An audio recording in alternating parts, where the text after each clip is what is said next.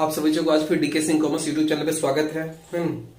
मैंने previous class में accounts related question जो इंपॉर्टेंट है बिहार बोर्ड 2022 में पूछा जाएगा उससे रिलेटेड मैंने क्वेश्चन आपको सोल्यूशन करके दिखाया था और बच्चों ने बोला कि सर आप बीएसटी का लॉन्ग शॉर्ट डाल दिए तो थोड़ा ईपीएस के बारे में बता दीजिए, उसका शॉर्ट कौन सा, इंटरप्रेन्योरशिप का कौन सा लॉन्ग कौन सा शॉर्ट होगा। तो उसी से रिलेटेड मैंने कुछ क्वेश्चन लिए है जो बोर्ड पे ऑलरेडी मैंने पहले से लिख कर डाल दिया है, ठीक है, जो बहुत ही वेरी वेरी इंपॉर्टेंट है, जो मैंने एक अनुमान लगाया, मैं गेस किया हूं कि क्वेश्चन आ सकता है, ठीक है। तो प्लीज आप प्रैक्टिस कीजिएगा तो आ जाएगा, समझ में आ जाएगा।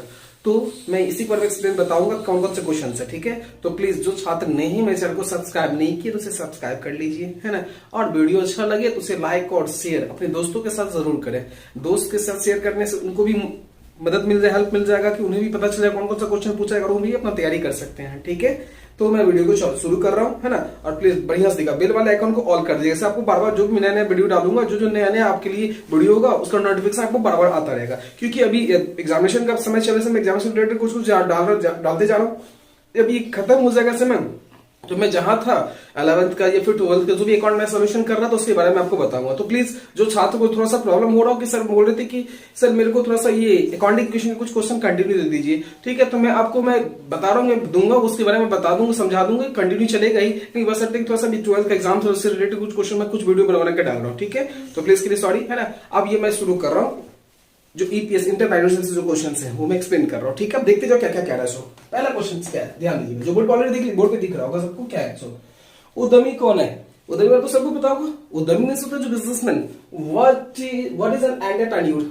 जो क्या रिस्क लेता है, दैट मींस क्या वो एक अपॉर्चुनिटी का, जो किसी भी बिजनेस को करने के लिए क्या एक रिस्क लिया, जोखिम उठाता है, वो एक उद्यमी कहलाता है, ठीक है। ये तो आपको सब पता ही होगा, एवरीवन। विपणन मिश्रण क्या होगा? विपणन मिश्रण क्या है? तो इस शब्द का प्रयोग सबसे पहले कौन किया था? प्रोफेसर नील बॉर्डन ने किया था, विपणन मिश्रण, ठीक है। इससे क्या होता है कि सेल्स में वृद्धि करने के लिए जो किया जाता है, सबका में जो भी निर्माता है वो अपने सेल्स में वृद्धि करने के लिए जो किया जाता है, जितना वृद्धि होगा सेल्स में, जो वृद्धि होगा उसके लिए जो शब्द का प्रयोग उसको विपणन मिश्रण कहा जाता था, ठीक है। नेक्स्ट क्वेश्चन क्या? सूक्ष्म वातावरण से क्या समझते हैं? What do you understand by micro environment? सूक्ष्म वातावरण क्या होता है कि एकदम कंपनी का जो भी होता है ग्राहक से जो संबंधित होता है, कंपनी जो है वो ग्राहक से जो संबंधित होते हैं उससे रिलेटेड जो थोड़ा करके जो अध्ययन करते हैं उसको सूक्ष्म अध्ययन कहते हैं। कंपनी का और ग्राहक सबसे नीचे लेवल होता है, तो इससे संबंधित जो बीच में जो भी आते हैं उसको जो जांच देखता है कैसे कस्टमर तक पहुंचेगा नहीं पहुंचेगा, इससे जो भी वो अध्ययन करते हैं उसी को कहते हैं सूक्ष्म अध्ययन कहते हैं। क्या कहते हैं? सूक्ष्म अध्ययन कहा जाता है, ठीक है। तो ये हो गया आपका सूक्ष्म अध्ययन हो गया। इसके बाद 4 नंबर क्वेश्चन में क्या कह रहा है कि बाजार वातावरण क्या है? बाजार वातावरण से आप क्या समझते हैं? What do you mean by market environment? Market environment क्या है?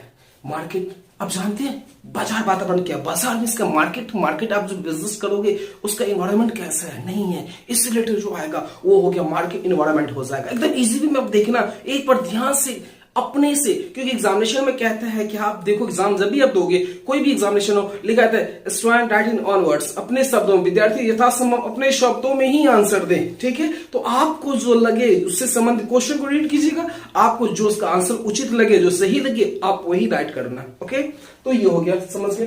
कार्यशील पूंजी के चक्र से आप क्या समझते हैं? कार्यशील पूंजी जो कंटिन्यू बिजनेस में दैट इज वो लगा रहता है, जैसे करंट एसेट्स में हम लगा देते हैं, बीआरबी इसमें लगा जो दिए, और वो आपको इसका काम में रहता है, चक्र रहता है, जो चलता रहता है, अभी है नहीं है, तो वो बिल्स रिसीवेबल हो गया, कैश हो गया, स्टॉक्स हो गया, ये सब जो है ये कार्यशील पूंजी होगी। क्या होगी? कार्यशील पूंजी, वर्किंग कैपिटल्स हो गया, क्योंकि इसमें जो लगाते हैं क्योंकि घटता है और बढ़ता है, घटता है और बढ़ता है, इसको हम कार्यशील पूंजी चक्र कहते हैं, ठीक है। जो घटता उसका क्रम चलता रहता है, घटना बढ़ना चला रहता है, उसी को हम वर्किंग कैपिटल कहते हैं, ठीक है। और ये देखिए सम विच्छेद बिंदु, सम विच्छेद बिंदु क्या होता है? तो सम विच्छेद बिंदु जो होता है कि वो लाभ जहां पर न कंपनी को क्या हो, न लाभ हो, और न वो बिंदु जहां कंपनी को न लाभ हो न ही हानि हो, वो बिंदु जहां कंपनी को न लाभ हो न ही हानि हो, उसको बोलते हैं क्या? सम विच्छेद बिंदु। क्या बोलेंगे उसको? हम सम विच्छेद बिंदु कहेंगे, ठीक है। उसे ब्रेक इवन पॉइंट कहा जाएगा। क्या कहा जाएगा?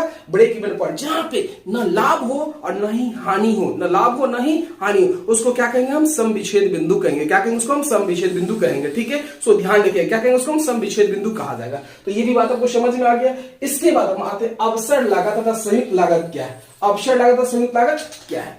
अवसर आपको मौका, मतलब अवसर मिस होता है, आपको मौका मिला किसी चीज में, क्या मिला आपको? किसी चीज में मौका मिला कि काम को ऐसे करना है, वो करना है, इसको कहते हैं अवसर लागत। क्या कहते हैं उसको? अवसर लागत, है ना। जैसे आप कोई भी, जैसे मान लीजिए आपने कोई गाड़ी खरीदा, खुद चढ़ने के लिए खरीदा, ठीक, तो आप चढ़ने के लिए जा रहे हो, अपना काम पर्सनली कर रहे हो, लेकिन अचानक आपको मिल गया एक, कोई भी भाड़े पे बोला कि भाई भाड़े पे दोगे, बोला ठीक है ले लो, तो आपको अवसर मिला था कि आप उस गाड़ी को भाड़े कर लेके भाड़ा पे लगा, उससे कुछ भाड़ा कमा लो, दैट मींस का वो आपका अवसर लागत हो, उसमें जो लागत लगा वो अवसर लागत कहलाएगा, ठीक है। और कुल लागत क्या होता है कि एक कोई भी आप टोटल 2-3 काम कर रहे हो, उसके साथ जैसे आप कहीं जा रहे हो, सपोज मान लो कहीं जा रहे हो आप, ठीक है, और उसके साथ एक ही लागत में, एक ही काम में 2-3 वर्क, जैसे आपको कहीं जाना है, आप कहीं गए, वहां एक ही लागत आपको जाना था कोई और काम से, लेकिन उसके साथ में आपको कोई दूसरा भी काम हो गया, तो जो होगा उसको कुल लागत हो जाएगा सारा, ठीक है। तो ये हो गया कुल लागत, ठीक है, आपको समझ में आ गया होगा। अनुपात विश्लेषण तो आपको पता ही होगा क्या होता है, सो रेशियो एनालिसिस जो करते हैं,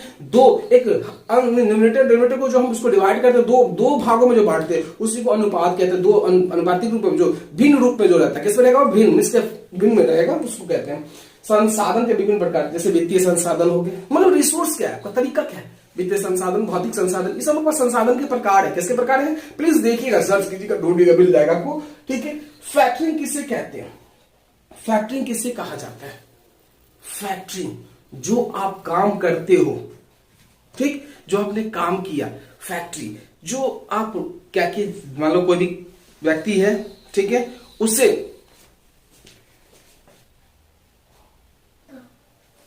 तो फैक्ट्री के बारे में बता रहा था, फैक्टरिंग क्या है, तो फैक्टरिंग जो होता है क्या होता है, फैक्टरिंग जो कहते हैं, फैक्ट्री में आपका जो बैड डेब्ट होने वाला होता है, फैक्ट्री में से बिल्स रिसीवेबल होता है, इससे हम क्या करते हैं कि बैंक को दे दिए, क्या दे दिए, बैंक को दे दिया, उससे कुछ हम अग्रिम के रूप में प्राप्त कर लिया, एडवांस रूप में प्राप्त कर लिया, और बैंक इसके बदले मेरे से लेता है कमीशन, क्या कहते हैं, इससे लेता है कमीशन, इसी को बोलते हैं फैक्टरिंग करना, क्या कहते हैं इसको, कमीशन। जैसे बैड डेब्ट का बिल्स रिसीवेबल किसको सौंप दिया, बैंक को, है ना, बैंक में से क्या करती है, कुछ मैं उस अग्रिम पर मैंने कुछ ले लिया, उससे बैंक को चार्ज करती है कमीशन, ठीक है, ये भी समझ में आपको आ गया होगा, ठीक है।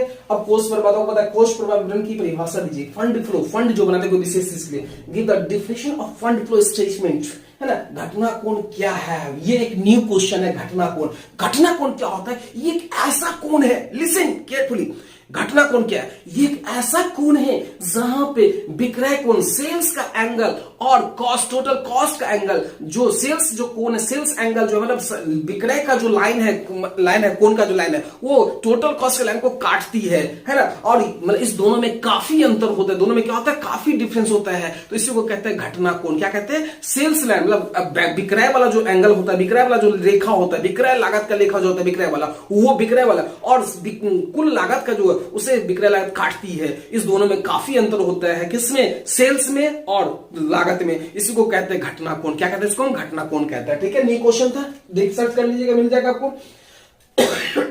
अस्थायी पूंजी क्या है, जिसमें आप क्या करते हो, अस्थायी तो समझ गए, कार्यशील तो हो गया, कार्यशील करने लकड़ी, और अस्थायी पूंजी क्या होता है, जो ऐसे आपने बिल्डिंग परचेज कर लिया, है ना, मशीनरी परचेज कर लिया, ये कहलाता है अस्थायी पूंजी। क्या कहलाएगा, ये फिक्स कैपिटल करेगा, purchase of building, purchase of machinery, ये सब जो हम इन्वेस्ट करेंगे जिसको कहलाएगा फिक्स कैपिटल कहलाएगा आपका। अफसर होते हैं, अफसर क्या है आपको पता ही है, अफसर क्या है नहीं है, ये तो आपको बड़ी मतलब इंपॉर्टेंट अफसर तो जानते हैं, सबके लाइफ में एक अपॉर्चुनिटी आता है, और जो व्यक्ति इसको समझ जाता है उसके लिए अफसर बहुत फायदेमंद है, जो नहीं समझ पाता तो बैठे ही रह जाता है। इसमें कहावत, एक चीनी कहावत कहा गया था, अवसर एक ऐसी चीज है जो मीन्स का, जो व्यक्ति जो कहता है जो सोया सो खोया, जो जगह सो पाया, दैट मींस का जो सोया रहता है वो मिलता नहीं मिलता, जो सो जाता है जगह उसको मिलता है। मतलब एक व्यक्ति, एक मान लीजिए एक व्यक्ति से मैं पता करता हूं, जैसे हम एक आम व्यक्ति हैं, ठीक है, तो हम आम व्यक्ति क्या करते हैं, कहीं भी अगर कहीं मान लो आपको छोटा छोटा सा छेद दिखाई देगा, तब क्या समझो, छोटा सा छेद समझ तो बंद कर देंगे। लेकिन एक जो सांप पकड़ने वाला व्यक्ति होता है, ठीक है, सपेरा जो होता है, वो प्रत्येक छेद को देखकर ये पता लगा लेता है कि किस में सांप का निवास होगा, स्नैक्स रहता होगा, तो वो उसको पता है। इसलिए आपका भी जब माइंड रीच चलेगा, आपको पता चल जाएगा कि अब सर किस में मेरे को बेनिफिशियल, किस में आपको बेनिफिट है, आप उसी में आपको पहचान ऑटोमेटिक हो जाएगा। इसको कहते हैं अवसर, क्या बोलते हैं, अपॉर्चुनिटी, ठीक है।